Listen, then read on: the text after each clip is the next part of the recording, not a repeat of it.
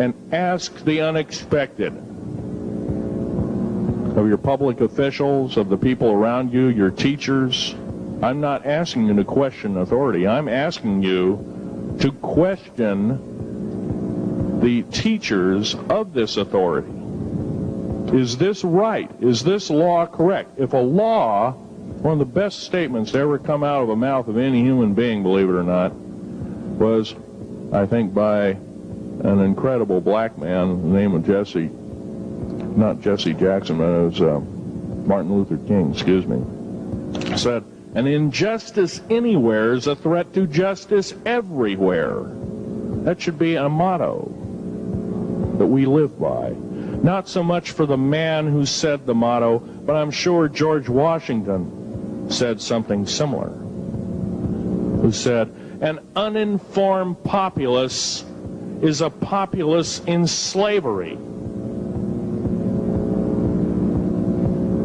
Now, our founding fathers had the unique gift 250 odd years ago, 200 to 250 years ago, of looking far in advance, laying out the groundwork of this wonderful two pieces of paper government we've got, the Bill of Rights and the United States Constitution, laying it out for all time. It is the best government probably since time immemorial, maybe the best ever.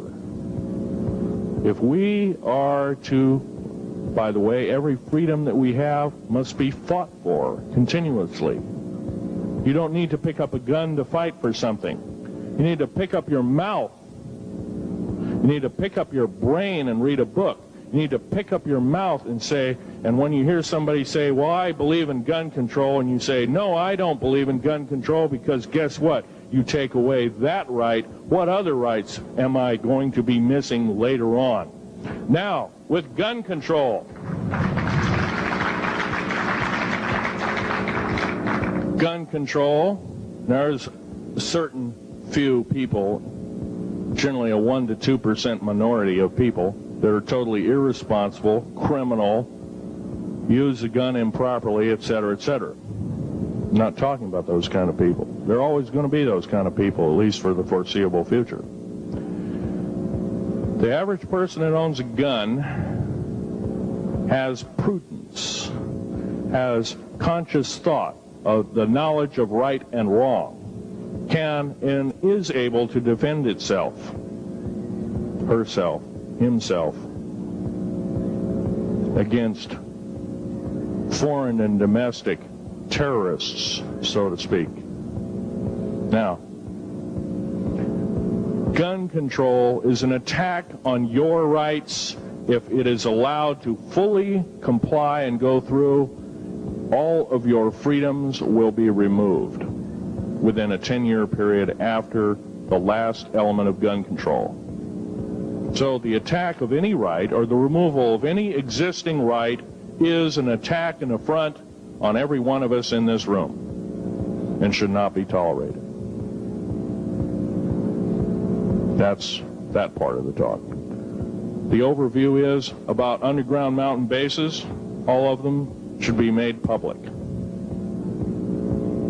In future talks, I'll be giving latitudes and longitudes of every single one of these bases. I've already written a manuscript at the publisher as we speak.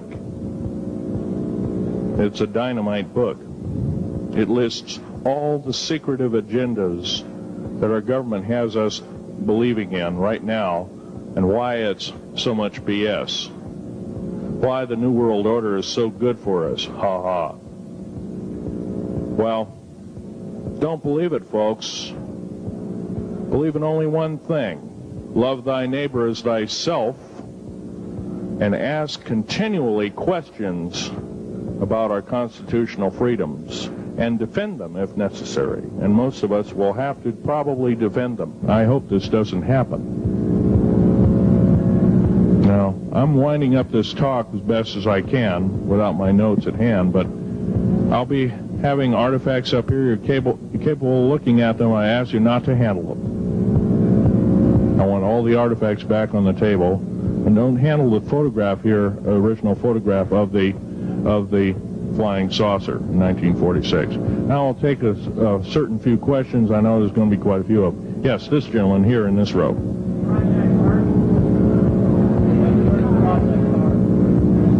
I've heard of Project HARP. I don't really know that much. It's designed to electrify the ionosphere, and they will be able to map all the underground bases. There was a crash of a Air Force plane up in Alaska last week, and AWAC plane. Yeah. It was on the last day of a Project HARP demonstration. Okay.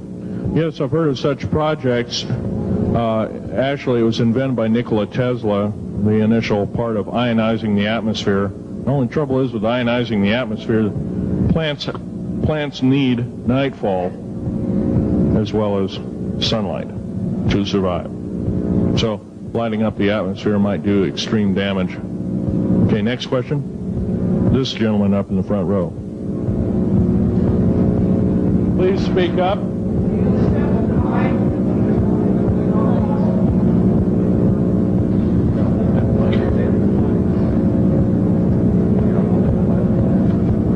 Thank you for taking the question. My question I'd like to ask is this.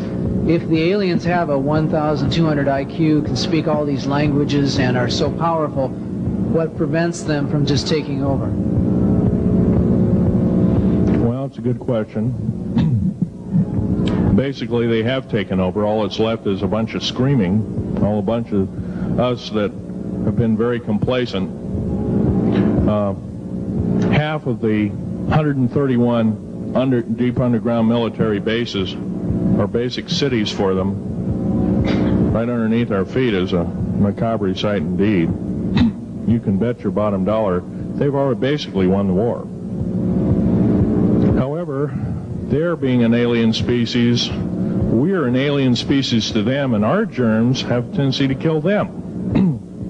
They're also a dying race, and they're in far worse condition than anybody with the worst case of terminal cancer. They are in need of us to some degree.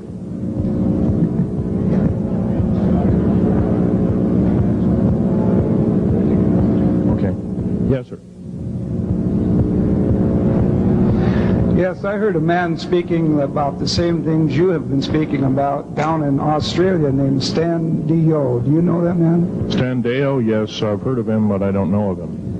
Are you aware of this asteroid headed toward the Earth? Yes, Nemesis is called Nemesis. It's a brown star. It's probably hollow. It's maybe not a star at all. It has a specific gravity of a little less than 1.718 or something like that, which means it's extremely hollow and light. It has a mass of 10 times the size of Jupiter.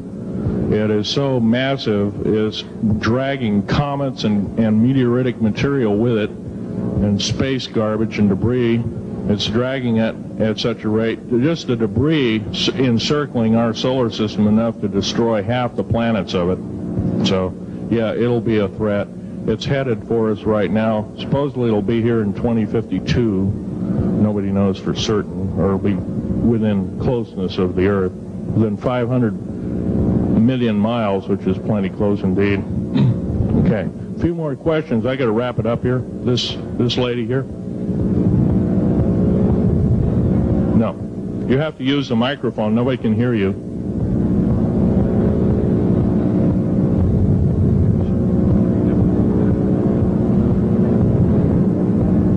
Do you correlate the foreign forces with